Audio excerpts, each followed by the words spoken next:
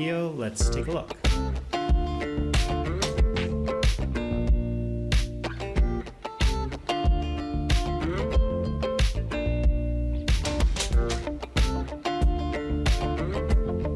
Sebastian Munster's Novae Insulae is in many ways the quintessential mid-16th century map, but for sure it manifests themes dating back to the 15th century and even earlier. Just looking at the title and an inscription in South America, we see that the New World landmasses are being understood as islands. Islands, of course, being stopover destinations on the way to the East Indies. We also see the Castilian and Portuguese banner representing the subdivision of newly discovered lands between Spain and Portugal, which was established in the Treaty of Tordesillas in June of 1494. And finally, there is a continued reliance on the by this time centuries-old account of the travels of Marco Polo as a primary source of information on East Asia.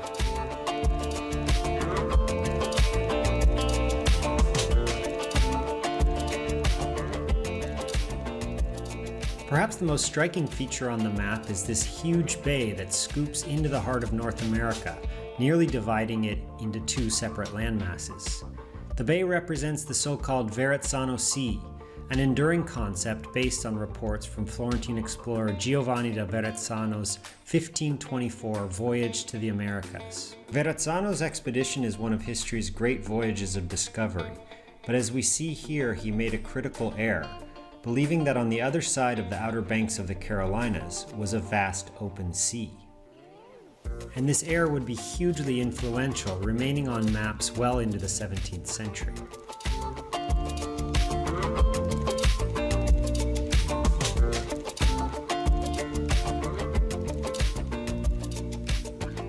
Now, as map scholar Tom Suarez has pointed out, our map is best understood when it is placed alongside another map from the same volume, Munster's map of Asia. You can see here how the maps match up, with Northeast Asia connecting, and how combining the maps gives us one coherent Pacific Ocean.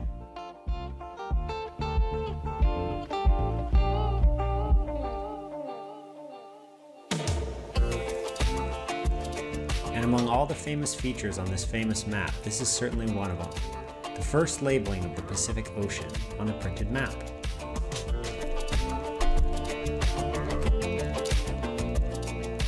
Now, the foundation for the European understanding of the Pacific Ocean is, of course, the Portuguese explorer Ferdinand Magellan.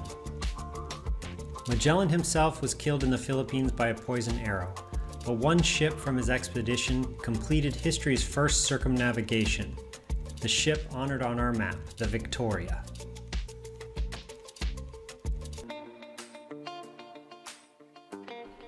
And the other key figure for the Pacific is, of course, Marco Polo. Now we can see that Munster has crunched the northern Pacific such that Japan, which is called Zipangri, ends up just off the coast of Mexico. But its inclusion on the map is really a testimony to the influence and resilience of Marco Polo's accounts. Polo related that experienced sea pilots sailed upon the China Sea and were well acquainted with the truth that it contains 7,448 islands, most of them inhabited. This makes its way directly onto our map.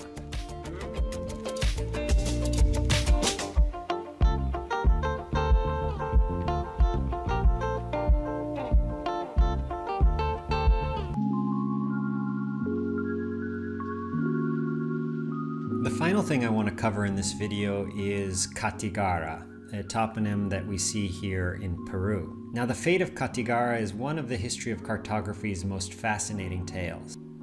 For Ptolemy, Cattigara was a port city of enormous wealth, located in the Gulf of Thailand, in effect the furthest known city to the southeast from the Greco-Roman point of view. On both the Martellus map of 1489 and the Wald-Seemuller map of 1507, we see Cattigara placed in Southeast Asia on the Malay Peninsula. Now, the discovery of the New World really threw existing configurations into disarray, and Cattigara was swept up in the confusion. We all know that Christopher Columbus himself believed that he had reached Asia, and many geographers understood America to be the Southeast Asian subcontinent. One of the most interesting interpretations of new discoveries was done by Johannes Schoner. Schoner here follows the belief that the New World was actually connected to Asia, and he kind of warps and stretches Southeast Asia thus that it transforms into North America and connects directly to South America. The idea didn't last very long, but it did have an important effect, basically eliminating that westward sloping Southeast Asian Dragon's Tail Malay Peninsula that we saw on the Martellus and the Waldseemüller maps. Now what's so cool about our map is that Kathiawar has been left behind, and basically half a century of adapting cartographic theory has seen Kathiawar move from Southeast Asia to Peru. We are, in other words, first-hand witnesses to how the old conceptualizations of the world were gradually being broken down and rebuilt by innovators like Sebastian Munster. I hope in this video we have shed light on this fascinating map. For more, please visit us at neatlinemaps.com. Thank you.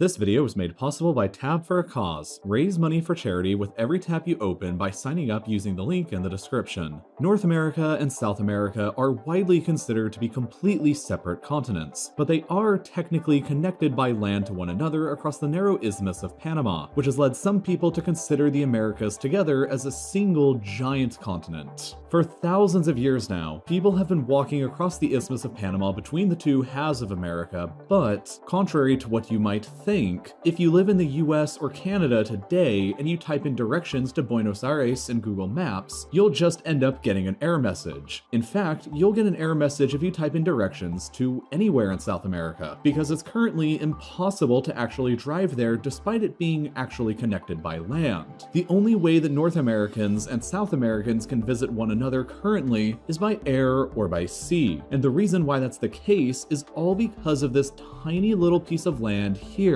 called the Darien Gap.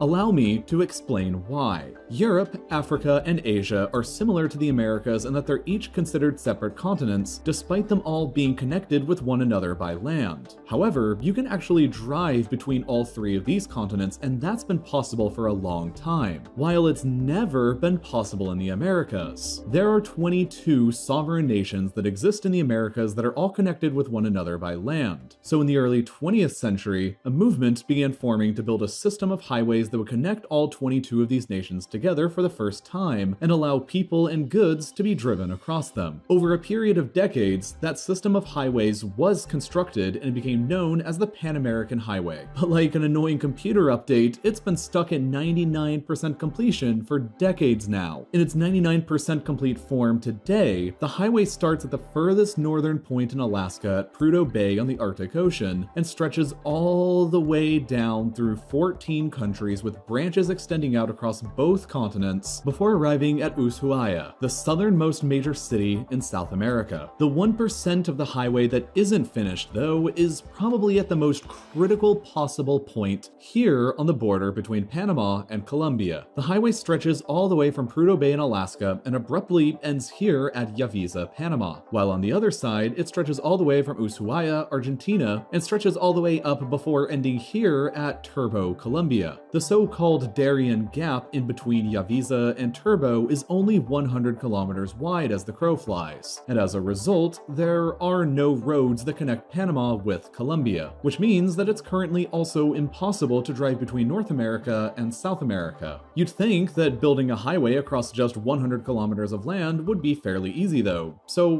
why hasn't this happened? Well, it's mostly because this 100 kilometer stretch of land is notoriously difficult to develop anything on. on. For starters, the entire gap is covered with incredibly thick rainforests, jungles, swamps, and mountains, which are all incredibly detrimental to road construction and transportation. In order for me to put into perspective how massively difficult this terrain actually is to traverse across, allow me to tell you about the first people who successfully managed to drive through the gap entirely overland. They used a CJ Jeep Wrangler in 1985 to travel 201 kilometers across the jungle, and it took them 741 days to get across to the other side, meaning that on average, they were only capable of driving 270 meters per day through the jungle. There's also loads of terrible tropical diseases here that make working through the jungle a nightmare for construction workers. Consider the construction of the Panama Canal a little over a century ago in the same general vicinity of the Darien Gap. 28,000 workers died here in Panama constructing the canal due to tropical diseases, and over 12,000 more workers died back in the 1850s and 60s constructing the canal's precursor, the Panama Railway. Building anything through here is inherently dangerous, difficult, and immensely expensive because of the region's terribly rugged geography. But that's not entirely the only reason why a road hasn't ever been built here. Expensive roads have been built across even harsher environments before.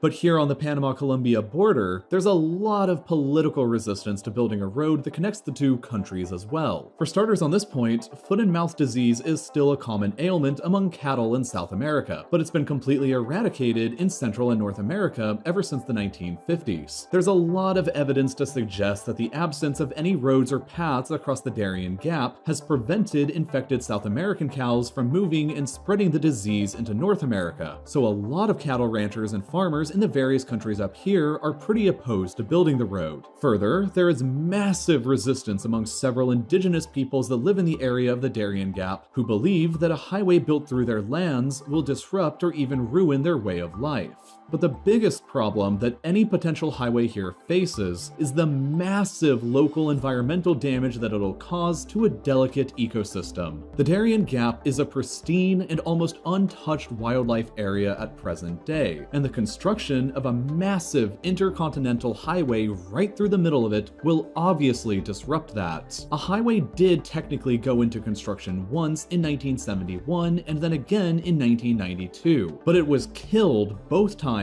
by damning environmental damage reports. However, there have been some ideas peddled around that would mitigate this. One idea is to simply extend the already existing Pan American Highway from Yavisa in Panama out to the Caribbean coast through the less delicate ecosystems and establish a ferry link with the road network over in Colombia. Another idea is to simply build giant bridges across the portions of the Darien Gap that are considered to be the most delicate. Either way, building a regular highway through the whole gap would not only be environmentally destructive and dangerous for workers, but it would also be dangerous for people driving through even after it's completed, because the whole area is a hotbed for drug traffickers and insurgent groups. In 2013, a Swedish backpacker walking through the gap was kidnapped by FARC revolutionaries and executed on the basis that he was a foreign spy. In 2003, 3 journalists operating in the gap were kidnapped by far-right revolutionaries. So kidnappings and killings like these are relatively common occurrences inside of the Darien Gap, owing to how remote and difficult it is to actually get inside there. And driving through on a highway would likely remain a perilous journey. For all of these reasons, it's highly likely that the Darien Gap will remain a gap in the Pan American highway system for quite some time, and there's not much that you can probably ever do to change that. However, there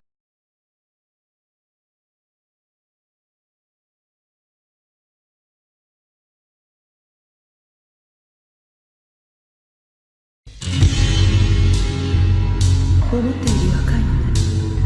あなたもうかつな月曜日を演出した男には見えない。長い。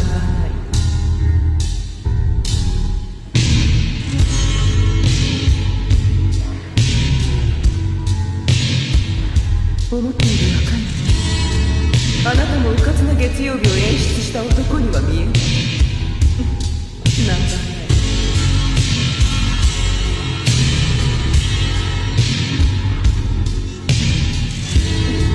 長い。